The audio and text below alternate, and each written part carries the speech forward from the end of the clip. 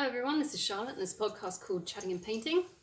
It's where I talk about random topics while I do some rather shitty artwork and basically just do shower talk out in public. It's mainly to get my head straight, to be honest. It started off as sort of like a talk therapy and then it just went off and expanded into various other avenues of enlightenment. There is a disclaimer at the start of this podcast because I do talk about sensitive topics and I do tend to swear as well. So if you don't want to hear me swearing or talking about stuff that could be maybe offensive to you, maybe things like rape or war or, killing people, not that I would, but, I would suggest changing the channel because these are things about life and we need to talk about them. We can't just sit there and say, I only want to see the positive in life because it's bullshit. It all exists and we all have to discuss it. So, pretty easy topic today, although it may go off on a tangent. Topic for today is burnout, which everyone faces. No one is immune to. I will say, before we can get it going, I have terrible taste in music maybe. So if you hear any weird music, just try to block it out. Anyway, so burnout. Anyone who's got oh my god, everyone faces burnout. It can come in many different forms. It can come from many different places.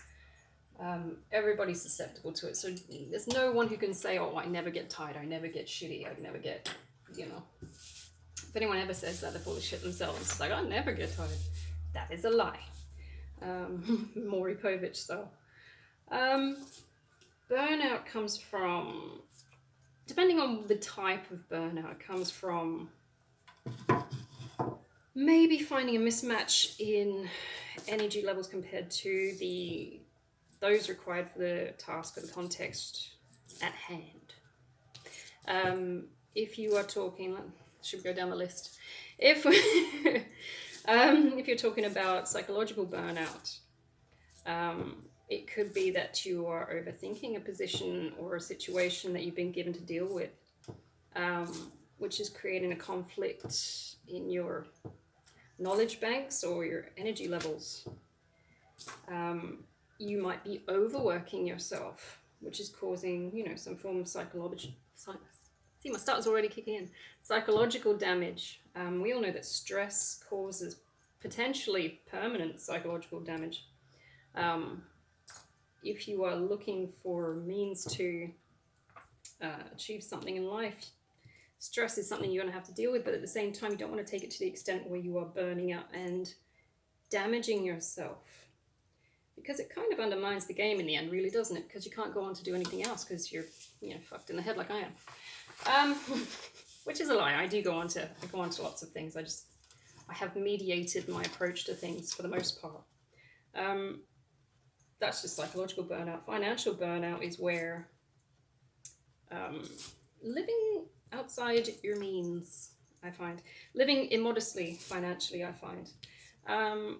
If you're going into it into monetary sense, there is in our culture a push for competing with others financially to get the best, to be seen as the best. It's that external validation. I need the bigger, better, shinier thing, and it's all part of feeding the capitalist machine.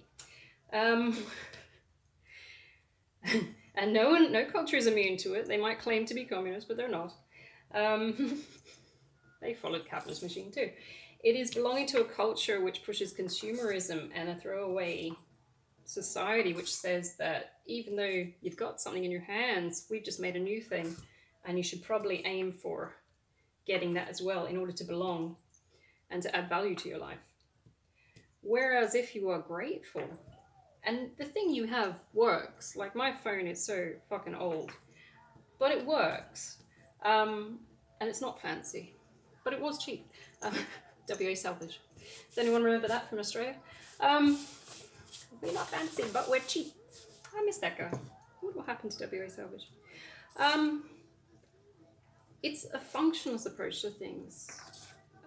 People get so caught up in trying to look the best. I have to be the best. I have to have the best. That they lose sight of how to be grateful for what they've got. And, it's horrible because that doesn't just situate on material goods. It also situates and affects relationships, for example. People aren't grateful for who they have in their life. They seem to think, I can do better, or, you know, which in some cases is true. If you're hanging around a bunch of deadbeats that just want to get high all the time, then yeah, you probably could do better. But if you are sitting around genuine people but say they don't have popularity and privilege, they don't have that high flying um, lifestyle where they're going jetting everywhere, or buying Rolex or some shit like that, you might say these people aren't good enough. And you may try to compete with those who do have those things. You've lost your friends that were the genuine ones in order to fit in with a group who portrays the certain traits that you find desirable, which is only really sculpted by the context you find yourself in. If those around you say these traits or these behaviors or these material objects are desirable, you should aim for them then. If you've got a herd mentality, you'd aim for them, wouldn't you? If you're a true Sigma, you wouldn't. I'm tired of having conversations with 8-year-olds about what Sigma actually means. From a sociological point of view, these fuckers are so TikTok driven, they don't know what the fuck they're talking about. I'm going, what are you talking about, that Sigma? It's like, you heard the word somewhere, now you want to use it everywhere, don't you? Oh my god.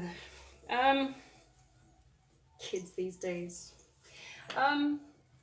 But no, honestly, if you want to be functionalist and think for yourself and think, what have I got in my hands, even in a material sense, a consumer sense, does it work? Does it serve a my stutter.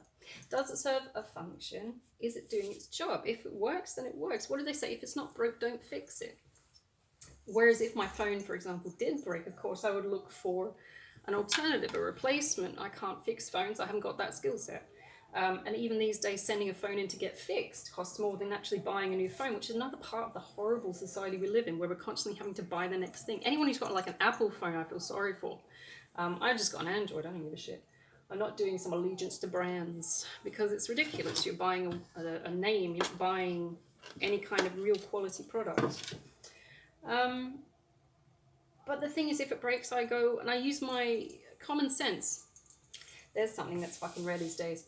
Common sense. And I think, what do I actually want it to do? What's within my means of living? What can I afford? What is reasonable price to pay for it? And I'll go and do some research and I'll have a look around. I don't just look at mass media and say, I need the new iPhone, whatever, because everyone else has got it. I mean, you need to really put some thought into it. If you don't actually put into thought into what you're buying or what you're doing or how you're living, you're going to face burnout in financial sense at the very least, because you're constantly trying to compete with someone who has all this extra crap.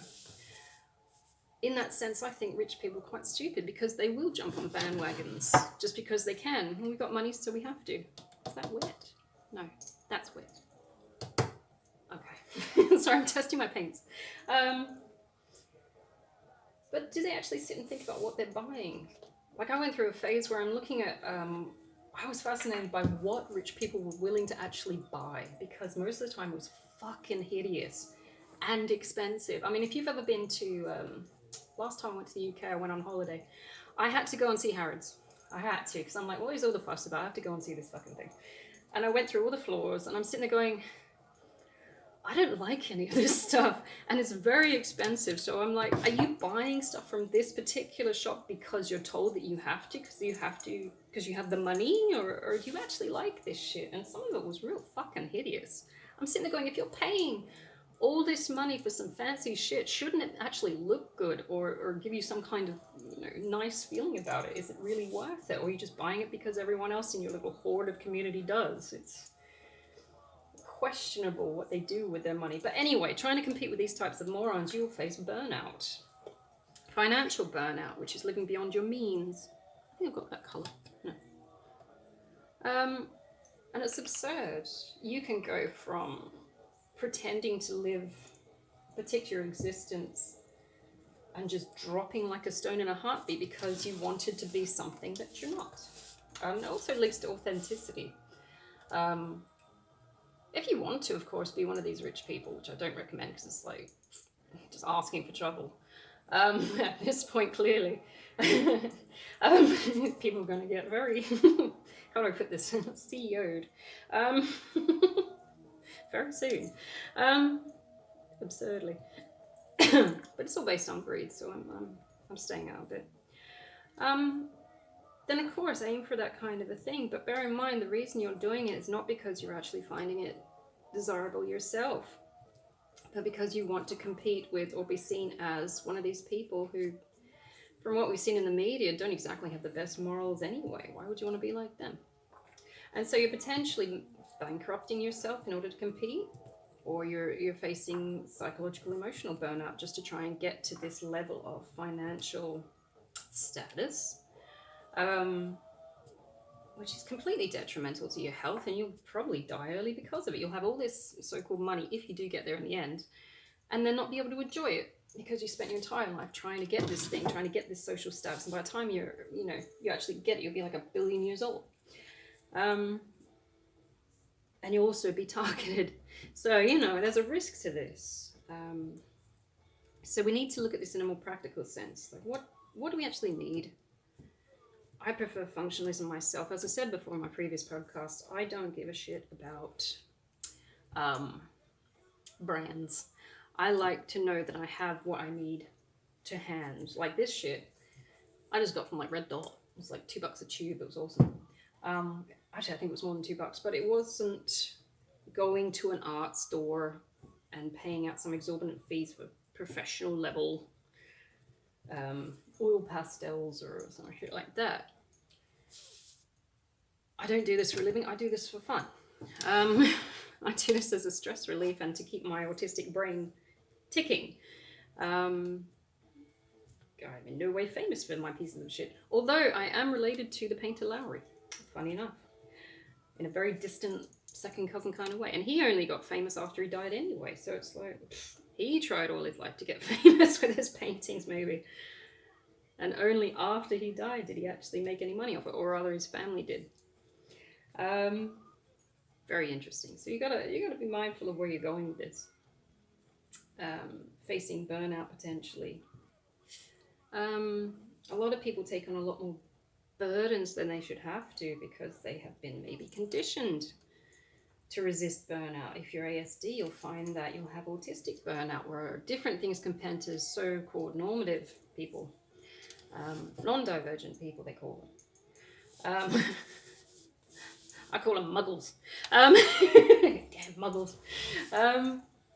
They feel things differently. For example, I can't go into crowds. I hate going into the absolute center of farmers markets because I just find it frustrating that everybody's so close. The noise is crazy. Everybody just meanders without purpose, and they're all touching each other and nobody seems to mind, and I'm like, it's like, you're all fucking weirdos.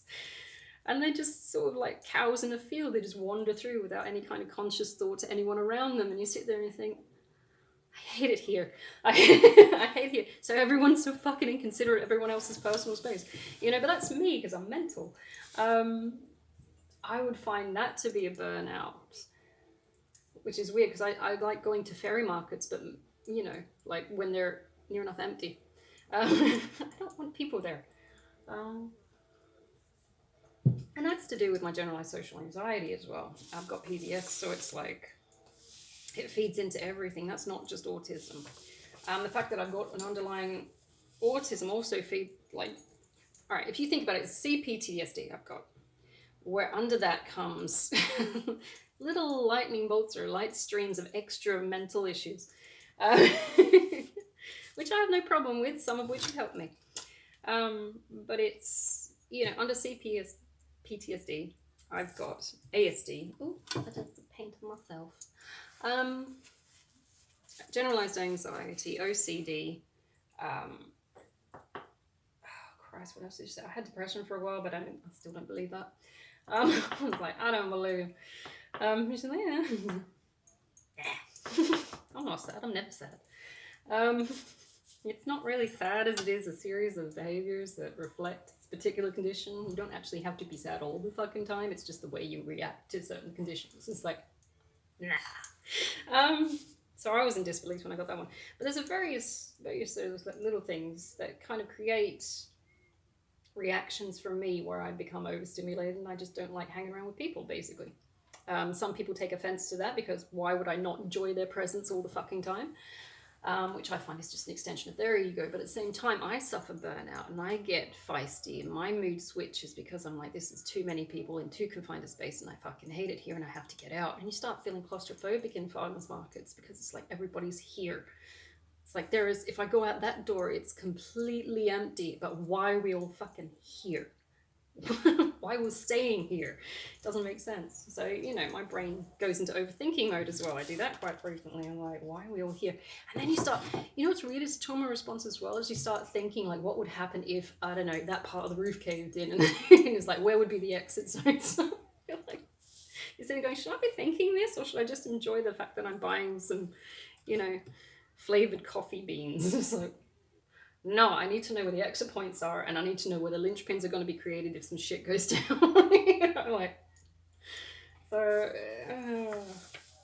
I get frustrated that way.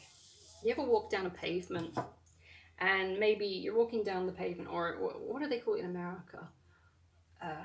Pavement in Australia, footpath in England. I don't know, they call it something else in America. But imagine, like, if you're walking down it, there's a tree to the side, and there's a solid wall building, and then you've got two people walking astride, filling the entire path, and you're sitting there trying to get around it. And I always carry an umbrella because I'm weird and I don't like getting sunburnt.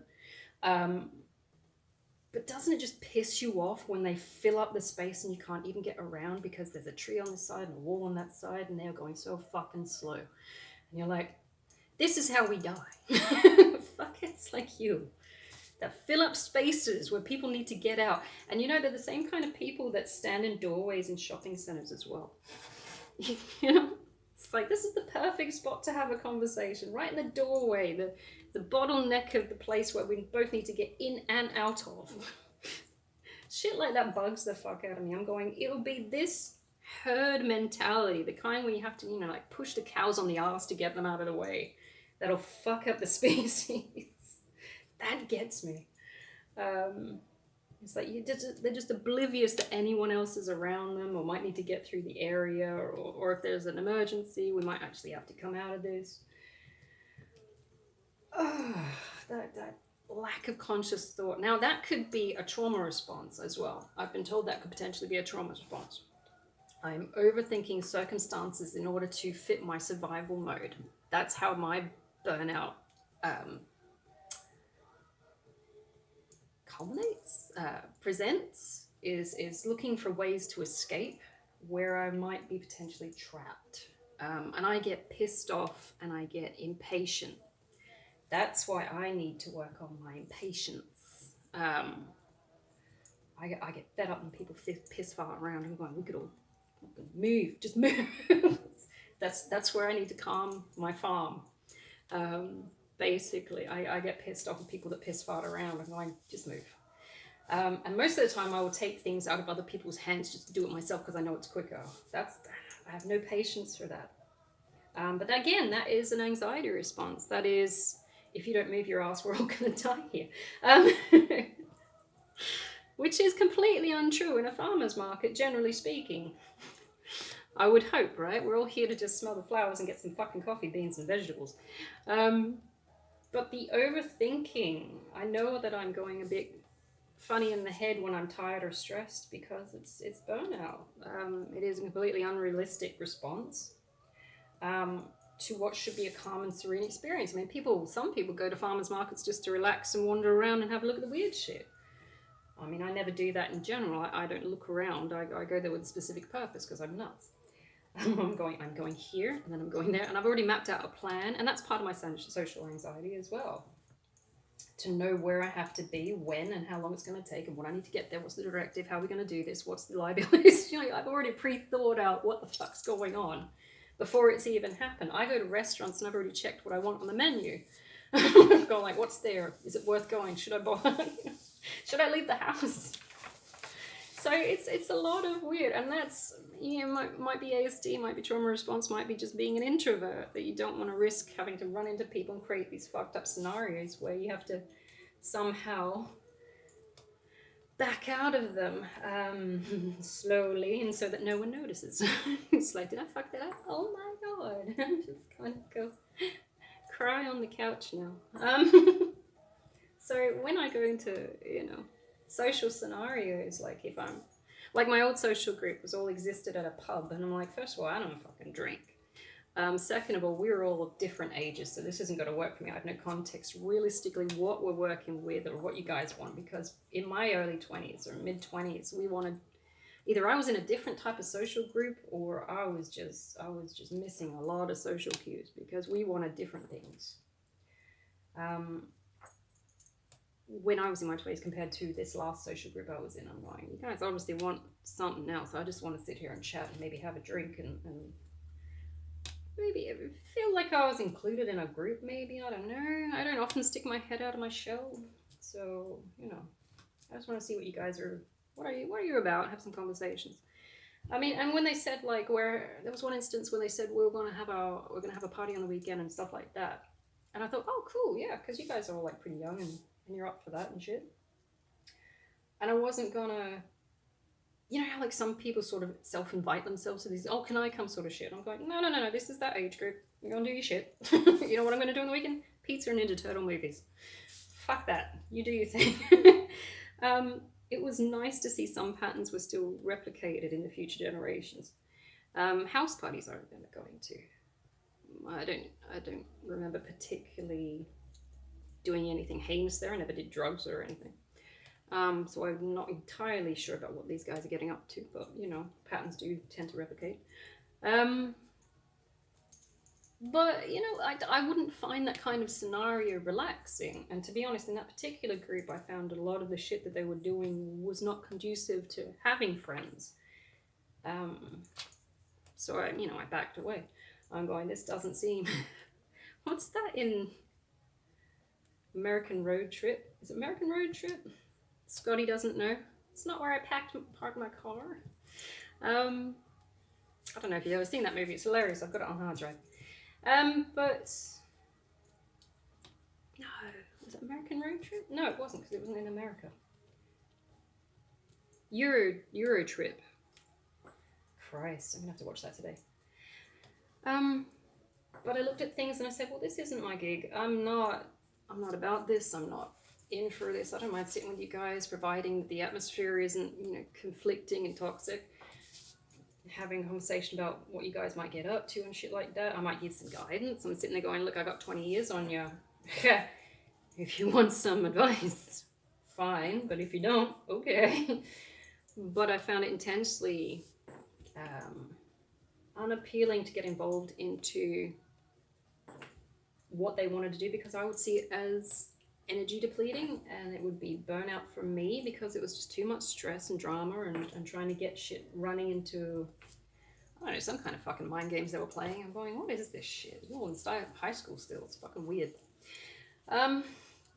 So I mean, that was the one time in like 20 years that I decided to poke my head out of my shell and have a look and see what's going on. And I went, you know what? This isn't for me. I'm going back in my house. So that's my version of burnout. Which is also why I don't do things like work Christmas parties and stuff like that. I'm just like, I can't. It's bad enough I have to put on the professional persona with other adults, having watched what they do. I don't want to do it on a social scale. I've seen what you do. I'm telling you now, if this was a natural setting, we would not be friends. It's like, no. I'm here being professional because I have to be. Would I do this outside in my own time, not getting paid? No. No. Obviously, we've got a conflict of interest, maybe a conflict of personalities. No. I'm not doing this. I think I would be drained and exhausted from hanging out with these people any longer than I have to. So yeah, it does play an emotional burnout is horrible as well. I mean, think about it, when you have a horrible breakup, not just one where you're like amicable afterwards and you're still like, well, this doesn't work, we can walk off and you know, I hope you find who you're looking for or whatever you're looking for. It's the actual complete emotional destruction of potentially the future you thought you might have with them, or you know, finally breaking down any of the lies or persona and seeing the truth for what this person actually was in the relationship, because you made yourself, you know, huff the Brigadoon paint, or you believe that they were actually a decent human being. Once in 100 years, they're a decent human being. Today, no, they're a prick. But you've actually broken down the walls of saying, hey, maybe this person is a piece of shit, and the illusion just isn't there anymore. And that can take an emotional, psychological toll, because you've actually not only got to face the reality of the situation that you were sitting in for maybe fucking decades, but also the reality that you created this person in your head, and you actually had a part in this. That can lead to burnout as well. That's a significant burnout. If you're anything like me, I tend to put people on pedestals. I only want to see the best in them because I don't want to believe there's so much fucking evil in the world. And we are, conditioned to believe, innocent until found guilty. With people, they say that humans are inherently good, and that's the humanist view of looking at things. I won't go into Dostoevsky, but we would like to believe in Western culture that people are primarily good before proven evil. Whereas in reality, we have a duality. There's good and there's evil in everything. The question is, using your free will, which way do you want to sway? I know that in my own mind, having received a particular kind of childhood, I have a propensity for anger issues. Do I use them for violence? No, because I know it's counterintuitive. It goes nowhere. It breaks everything, and we don't get to keep anything at the end. So you've wasted all this energy that you could have been building with on just breaking stuff. It's not worth it. So rather than, jumping a table and beating the shit out of someone who's flirting with your boyfriend, you tend to say, you know what, you guys are about on the same level. I'm just gonna... I'm not doing this. I will not fight for someone in that way. I've decided that. That was an eye-opener, because it was something I was unaccustomed to. In that particular instance, I'm going, what is happening, sort of thing, because I'm like in the head when it comes to social cues and subtlety I don't get. It's only when I've actually seen evidence that I go, you fucker, why are you like this? But I had to reconcile, and that was a learning experience for me. That was a cycle that I closed, because whilst I was in that, and this is my ex-boyfriend, by the way, whilst I was in that relationship, I was suffering a lot of burnout, having to deal with the conflict of the image I had of him in my head and what the actual reality in his behaviors and actions was. So I suffered burnout, and that led to a lot of tears and heartache and pain, just trying to deal with what he actually was. And what I should have done is just accepted this is what it is in true Taurus style, and said it is what it is, and gone, not for me, and fucked off. Which I did in the end, but it took a significant amount of breakups. 6 breakups to get the... I'm dense, man. I'm just fucking dense. But then again, I didn't want to see the evil there. And I'm like, you know what? And I kept making excuses. And I'm like, But it was burnout from my own, self-sabotage, basically. Because my health went downhill, my mental health went downhill. And I was trying to compensate for his shitty behavior by, saying, well, maybe I'm just overreacting. Maybe I am catastrophizing. Maybe I am paranoid. No, actually, that shit happens. He's just a liar. It's like, oh, that's mean. But these are the people we're dealing with. And there's a lot of circumstances where people get sucked into relationships and someone will say, why don't you just leave? They're terrible. And you sit there going, but they can't be as bad as you're portraying. Because in my head, I've got them on a pedestal. But realistically, they could be a real piece of shit. So you want to be mindful of your part in this contributing to your own burnout. Which is awful, really, because you shouldn't have to. You should be able to just relax in relationships and just let it happen. But, constantly on guard is now a thing, apparently. What colour am I going to do next? I'm going to do this. Hey, Torres Strait flag. Oh, look at that. Torres Strait Island flag. I didn't realise that. Oh, cool. Well, it's not the actual flag, but it's the colours of it. Dude, that's awesome. Oh man, I'm on a weird day. Anyway, I did not realise that. You go, team.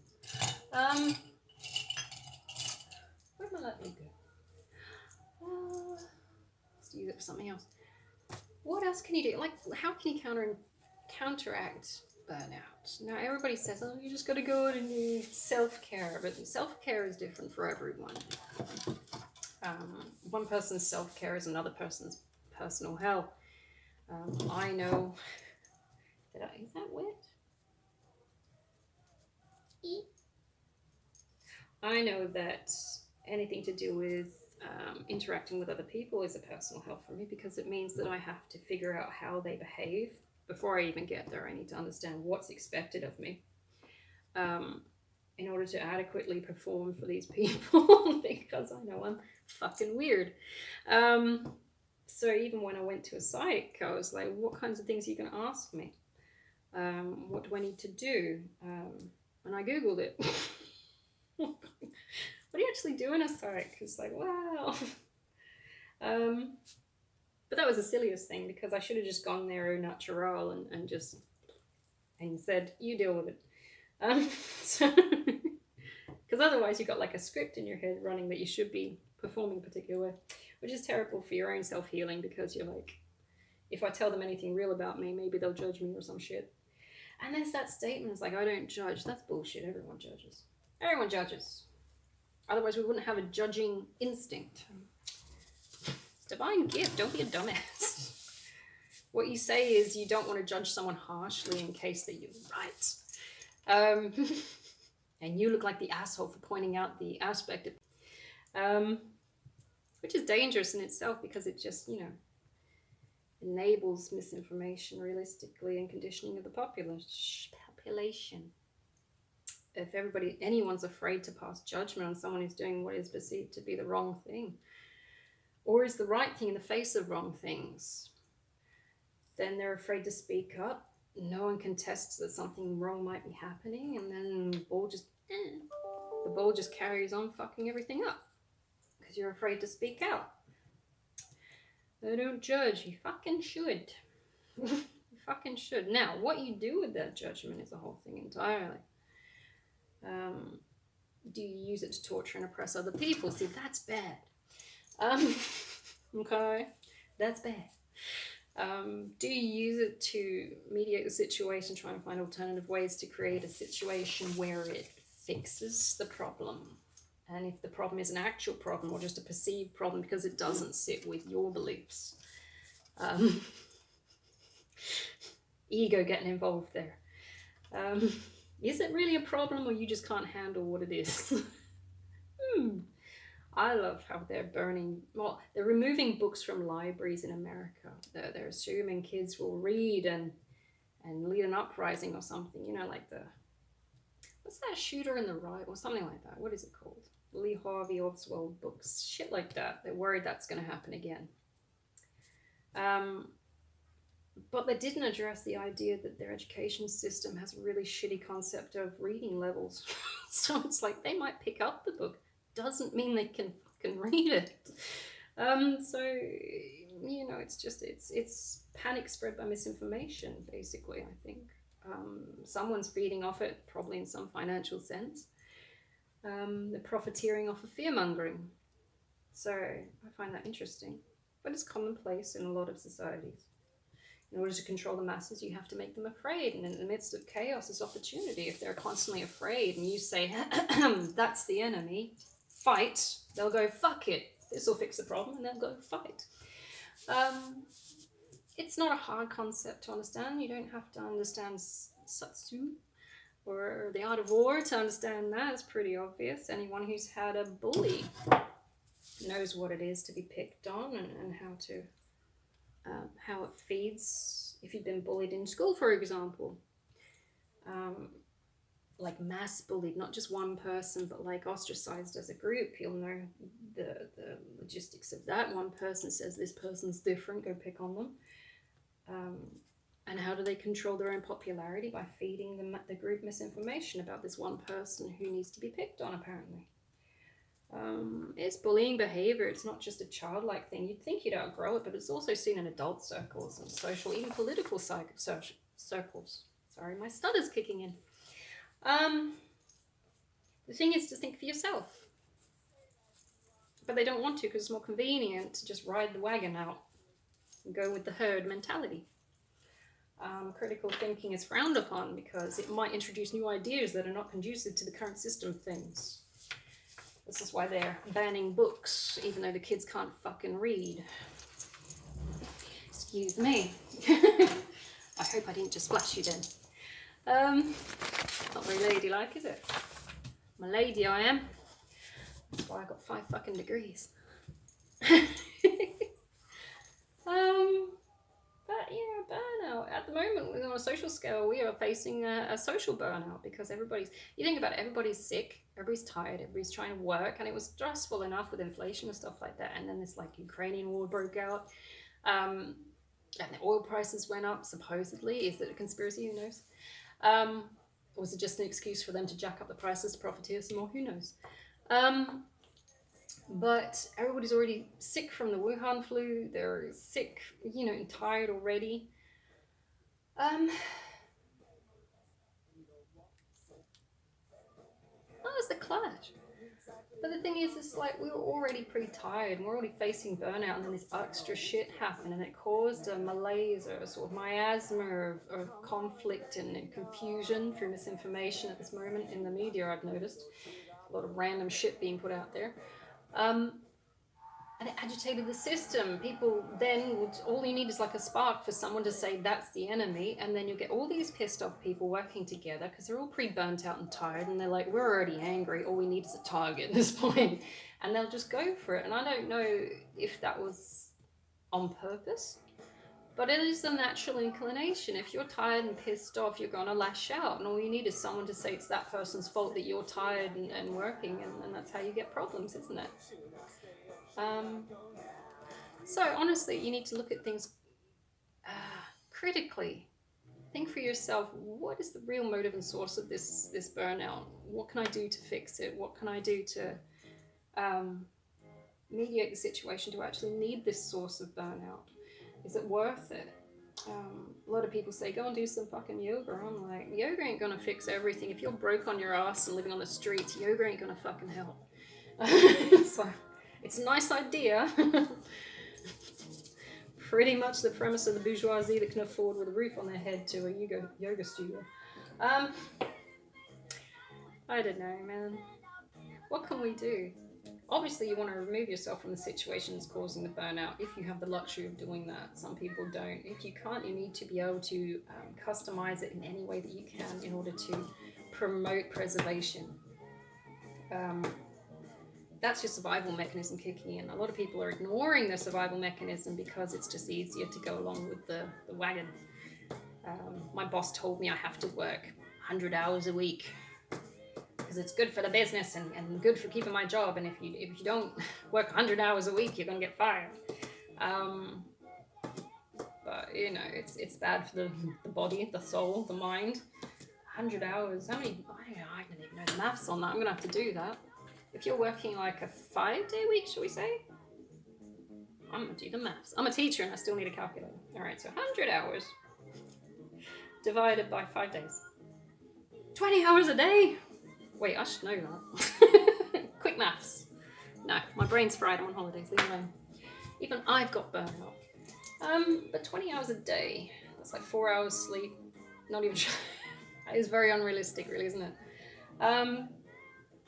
But you need to consider, is it worth it? Is it a humane working conditions? I mean, that's the whole reason we started things like unions, because we needed more humane working conditions. We assumed that unions would do more than just take pay and promise to represent us. Don't even get me started on that lately. Don't even get me started. The unions in themselves became a business. How interesting. Whenever money is involved, people get fucked over. I don't know why.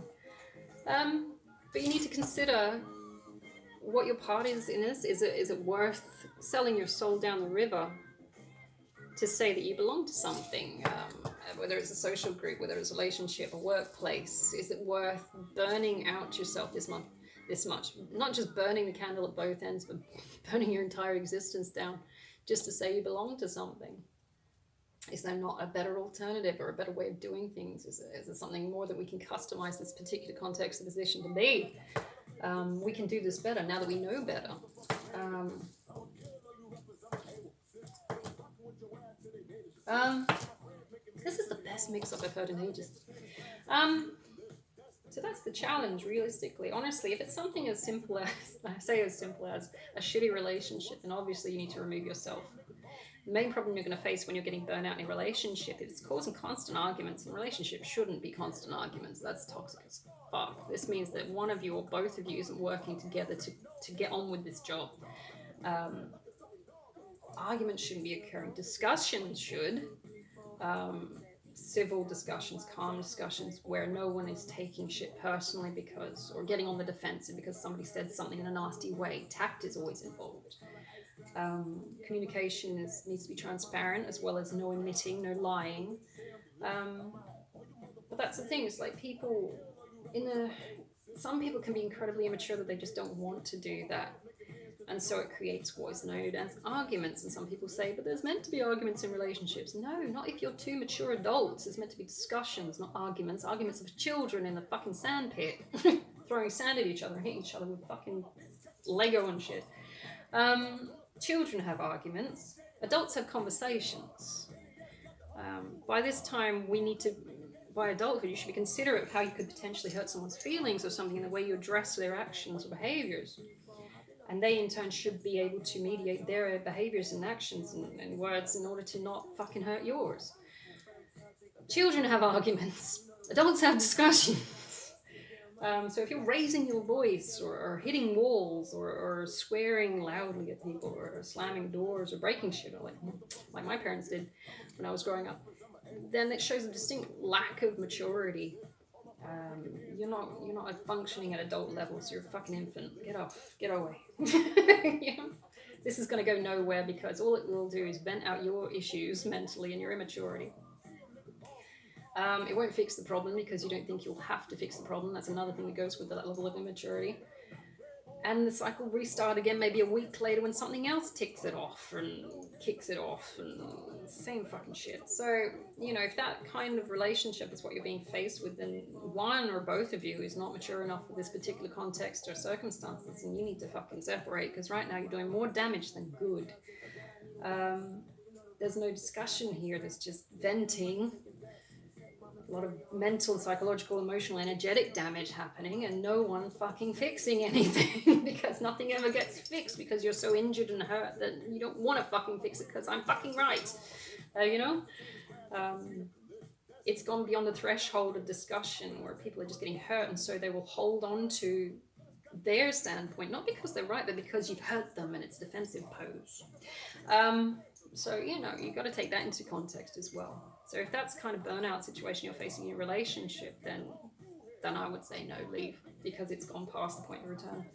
I don't know how fixable that is because you've already got a whole bank of stored trauma from this person who's just been shouting at you. Say you've been together 20 years and throwing things and stuff. You've got that trauma already stored in your psyche that you're not going to want to mediate whatever discussion or topic that they want to talk about, because you've already got this memory of, even like tacit memory. Maybe they've hit you or something like that, and you just don't want to I don't want to talk to you. I don't want to know you.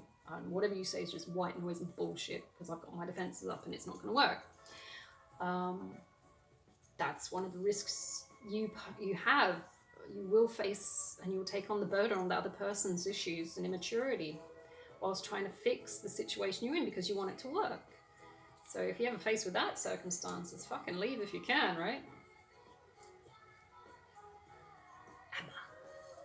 See? Do you know this was one of the Queen's favourite ABBA songs? I miss the Queen. She was good. Philip was awesome too. Anyway, the other ones, not impressed. And some people really showed their real colours after after Philip and the Queen passed through. Not impressed. But honestly, it's burnout as well. So, you've got to figure out what you actually want. Like as I said before, you really need to map out what the fuck you're trying to do. Because if you're just running into something saying, I can fix them, or I can fix this situation, or I'm going into a new workplace and saying, I'm great for this job, without actually planning ahead and having a look at the context in which you're trying to situate yourself, then you're probably going to face a lot more opposition and problems because you didn't anticipate the attack. If you're trying to date someone because they're hot, did you even consider if they're mentally stable? Come on. I'm a prime example. No.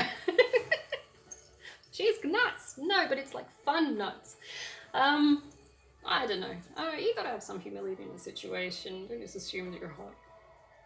Some people got weird kinks. They like disturbed people. But yeah, consider what you're working with before you actually advance on it, I think. People don't think enough before they act. And that's how you get burnout. It's like the last contract I was on. I'm a teacher, so the last teaching contract I was on, I was bum rushed into that fucking thing. I swear to God. Because I'm sitting there thinking, because it was, and it felt there was a sense of urgency coming from the person who hired me. I'm sitting there going, well, obviously they need someone, and it's urgent, because she was like, I need you to make a decision today. I'm going, okay, and I got bum rushed into it, and I signed the paperwork, and I got on with the job, and it wasn't until I was actually in the job that I realized how much of the job it was, and I'm going, did she really find a new job, the one before me, or did she just bail? It's like, so, which you could liken to any kind of relationship, really, that's toxic. So by the end of that contract, which is why I've got such a big gap in my podcasts now, because I was burnt the fuck out, dude. I had like smoke coming off me. I was just so fucking tired. I had no time for this. I had no time for painting, no time for my crafts or anything, get anything organized, because I had taken all my energy and I just pushed it into making this fucking thing work. Luckily, it had a time limit on it. But having said that, anything like relationships, you can put a time limit on it. You can say if this person hasn't sorted out their shit by the end of the month, the end of the year, then it's a no. I'm not living this way for the rest of my life. Some people will sit there and suffer because they want it to work, and they'll just normalize the burnout feeling. It's like, it's okay, I'm super tough. I can take on the pain and the burden of this other person because I'm super manly and super tough, or super womanly, and I'm strong, and I've had worse before. It's like, yes, you've had worse, but should you take this on as well? Just because it's there, and just because you've had worse, or because you've had something similar, it doesn't mean you have to take this burden on. Here you have a chance to turn it down if you wanted to, if you have the guts to do it, the butts to do it. But that's the problem as well. If you like grown up in a sense, in a poverty cycle, for example, where toughness is emphasized, you will measure your affection and love potentially because of how much trauma this person can inflict on you. You've had it normalized in your childhood. And so, yeah, my parents are shouting, so of course, when I'm in a relationship, we're going to shout. It's been re-replicated. Re-replicated, or is that double negative? Not that it's a good thing, not that it should be perpetuated, and yes, we're supposed to be breaking traumatic cycles. Oh, I missed a bit. Oh well. I'll fix it up later. But because you've normalized it in your mind that people are meant to argue in arguments, that people as adults do argue, you've normalized that. As I've said before, adults don't argue, they discuss. They sit down, they calmly lay out their facts. They say, this is the liability of the situation, this is potential ways to fix it. They don't just sit there and vent and say, you're stupid and shit, and I'm angry that you did this and you didn't come with me and do that instead. You say, this is why I'm annoyed, this is the part that hurt my feelings, this is how I feel about this, and you lay it out. Calmly, logically, calmly as possible. Obviously, there's always going to be feeling attached to it. You don't just sit there shouting at this shithead that didn't do what I want him to do because I want to do this and it's my job, and I'm, it just comes across as brattish. So it's annoying as well. It's a time waster. It doesn't go anywhere. You might feel slightly better in the short term for venting out your anger. There's probably more constructive ways to do it other than emotionally, psychologically damaging someone else. Sorry, my stutter is really bad today. There's probably better ways of doing it, but at the same time, it's a burden, and you're promoting burnout for this other person who has to live with you and put up with your shit. So, you got to take it how it comes and deal with it that way. Find a constructive way of dealing with it. If a person is subjecting you to that level of burnout, then obviously they're not good for you, they're not healthy, and just, if you can, safely, particularly for women, safely, leave. Yeah, and hope they don't stalk you afterwards. I have a few issues there. But yeah, we all face burnout. Try and fix it. I'm just It's tricky to do, and sometimes we don't even recognize that we are suffering from burnout, like autistic burnout, for example. I've got there's you don't see the symptoms, you don't feel the symptoms, you just see the blow up at the end. You know, you sit there thinking, I don't feel good today. I wonder why. Like when I'm really stressed, I get a bit grumpy. My filter goes, and I get eczema and cold sores, which is horrible. But I've had cold sores since I was like 7. It's just one of those things you pick up in childhood. If you're in that kind of living condition where, you know, healthcare ain't that great. But, you know, it's, you know, I've learned to ignore the signs. Part of it's autism, and part of it's just a case of toughen up princess, which my parents drilled into, well, my mum drilled into me since, you know, like 5. You start crying. The ultimate statement is, shut up or I'll give you something to cry about. That's that boomer generation of parenting, where it's invalidate their emotions or the circumstances they find themselves in so we can just get on with something. Basically doing what I want you to do. So, you know, you're in pain, but fuck it, I want you to do what I want you to do. And so you internalize that and promote that in any kind of maybe workplace environment you find yourself in, where you say, look, this hurts my brain, this hurts my body. Essentially, you've got the boomer equivalent of a boss, maybe, which just says, shut up and get on with it. Here's a pizza party. Boost morale. Or maybe you're just self-talking yourself into it. And it's promoting burnout in yourself. It's like, or you'll maybe talk to yourself and say, I need the money, I need to keep going with this. And you'll burn the candle at both ends, if not the house as well. Not healthy. Not healthy at all. But that's part of self-conditioning as well as external conditioning. People are more susceptible to assume that part of adulting is to be able to take on excessive stress and worry and just deal with it and be a man is the thing.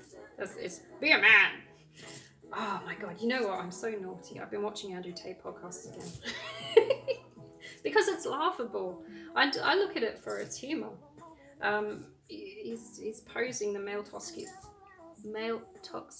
masculine toxicity so well. It's almost like a gimcrack. You've characterized this what people should be, and I'm sitting there thinking, like I was listening to him, is men don't say it's gay to sleep, apparently. I'm going, well, I'm bisexual, but I don't think it had anything to do with my sleep patterns.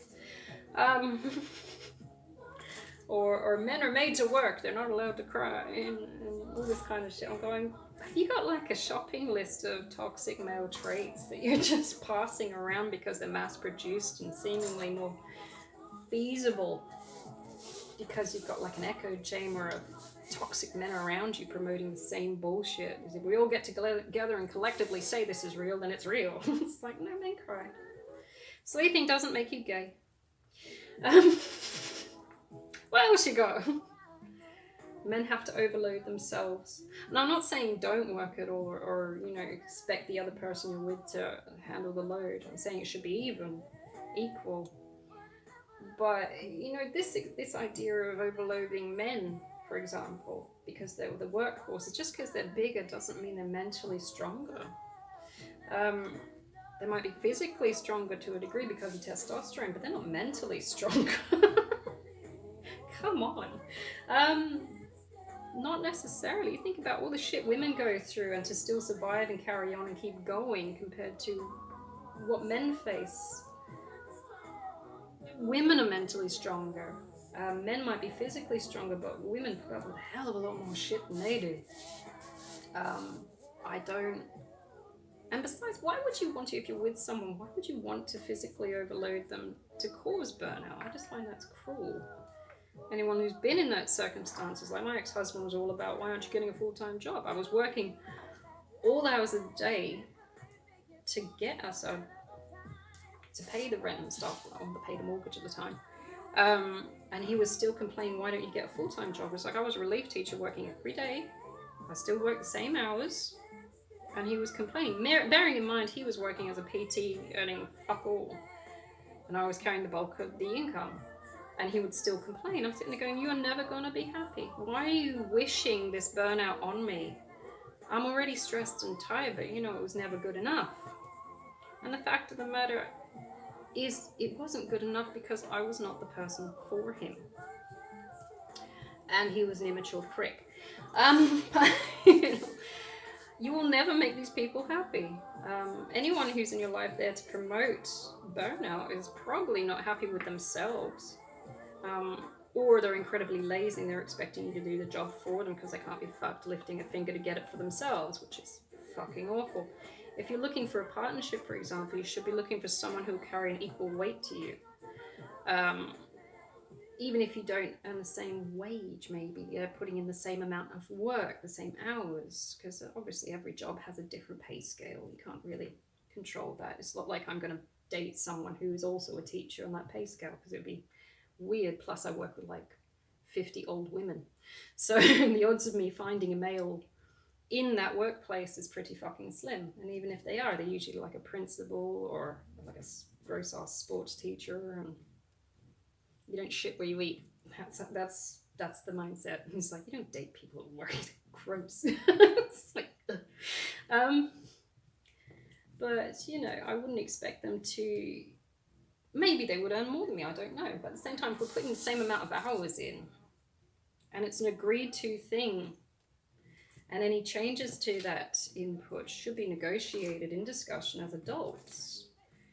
Not one person sitting there demanding that the other do more because you deserve more and you said you would do this for us. Having said that, if you can't do it, don't put it on the table. So don't say, I'm going to give you this lavish lifestyle, and then, get their hopes up and stuff like that. So, you've got to be ethical about that as well. Don't write checks your ass can't cash. Limp Biscuit. That Fred Durst. I wonder what happened to him. But don't get someone's hopes up. That's part of the arrangement of a good relationship as well. It's like you don't get their hopes up, because when you let them down, it's also it's a form of abuse, because you're breadcrumbing them with assumptions and empty promises that you're going to do this and that you're going to be this and this is where we're going to be, and it creates confusion, and it's horrible because they're unsettled. Maybe they give up their job to follow your dream, and then you lead them down an alleyway and just beat the shit out of them. I don't know, emotionally, I don't know. Is that a weird metaphor? I don't know. So, you've got to be truthful in what you're doing. But at the same time, if you're with someone who just seems to want to be with you because they've got you as a workhorse and it's causing burnout, then, you've got to fuck them off, because obviously they're not your lover, they're your fucking slave master.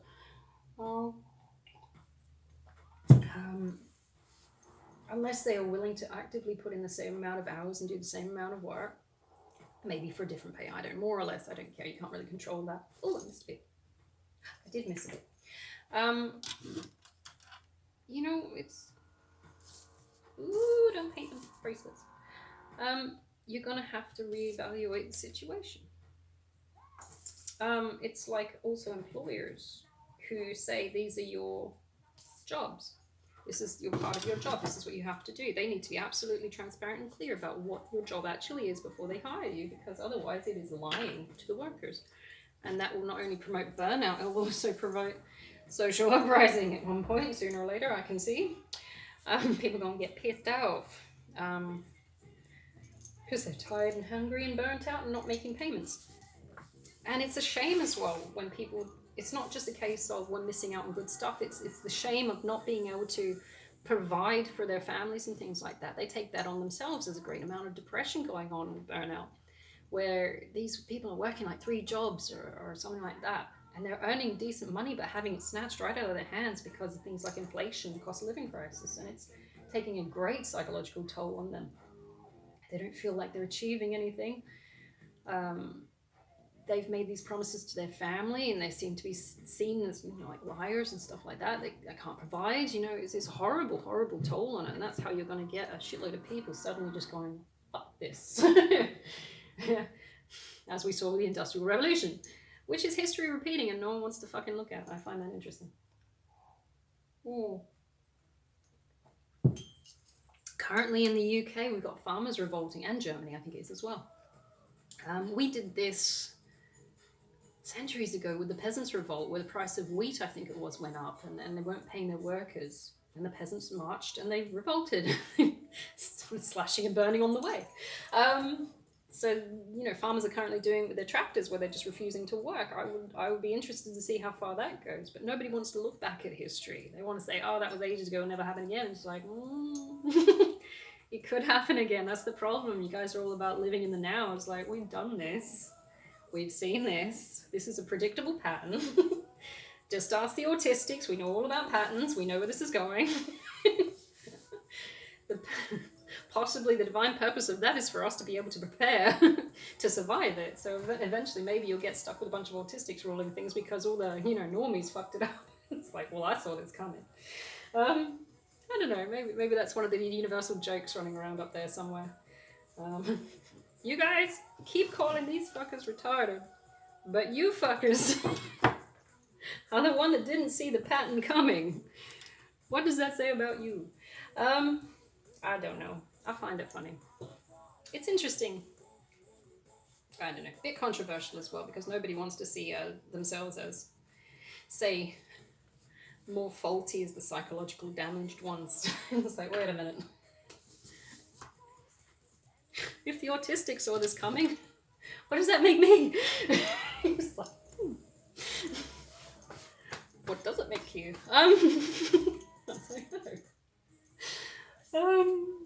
Yeah, that's why they hate us. Anyway, that we speak the utmost blunt truth.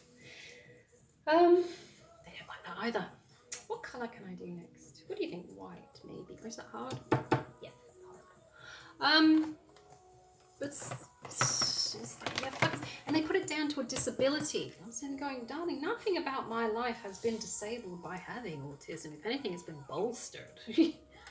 Like, it's a spectrum, obviously, and people got different versions of it, but at the same time, it's like, are you sure it's like a disability or just a skill set that's been put in the wrong context? You're not applying it to the right area of society. No, it's a disability. It's like, looks like you just don't want to think about it. It's like, you got a whole bunch of people that are good for something, dude. You're just not using them properly. And that requires critical thinking and brain power to actually apply them to the right circumstances and context to make them thrive. It's the right plant in the wrong soil scenario, baby. Morons. Having said that, we don't know how this great game of chess turns out, do we? I don't know. I just like painting, man. Anyway, I'm going to leave it there because I do tend to waffle, and we're sitting on an hour right now, so okay. And I still got to do like a card reading, so I'm going to leave it there. I hope you have a fantastic day. If you are facing burnout, try and find ways to mediate your situation where it's more comfortable. I mean, there's no point killing yourself for someone who's just not worth it, or a job that's not worth it, or circumstances that are not worth it. If you can't find and justify appropriately reasons to actually stay in that particular context and situation, then you need to find a way to leave. It's only going to kill you in the end. If you are sitting in a contract, hopefully there's an end date. That's one of the good sides about suddenly our workforce as the teacher education system being contracts instead of permanency. So that contracts end, and if you're in a shit position, you can leave. Oh, I like this song. This is that Asadi guy again. He's good. I wonder what he's up to now. I'm gonna go Google that. It's on YouTube. Anyway, have a great Tuesday. It is Tuesday. I've lost all concept of time and space again because I'm on my 6-week Christmas break. I hope you eat something healthy. Go and do some stretching. Find the source of your pain that's causing your burnout, and try to either sleep it off or have a wank or something. I don't know. How can we de-stress from this situation that doesn't involve hurting other people? Rage rooms. Take it easy. I mean, it's all just abstract woo-woo, really, isn't it, in the end? Anyway, you've got a choice in this, how you perform and how you situate yourself, so take it easy. Don't stress. Think about what you're doing, but don't overthink. A bit conflicting in ideologies there. And I will hopefully do another podcast tomorrow. I'm just burning through all my projects right now. I'm quite having fun. This will get mass uploaded probably at the end, to be honest. I've got to get my system back in play, and I still got to download CapCut. Damn it. All right, so take it easy, and I'll do another podcast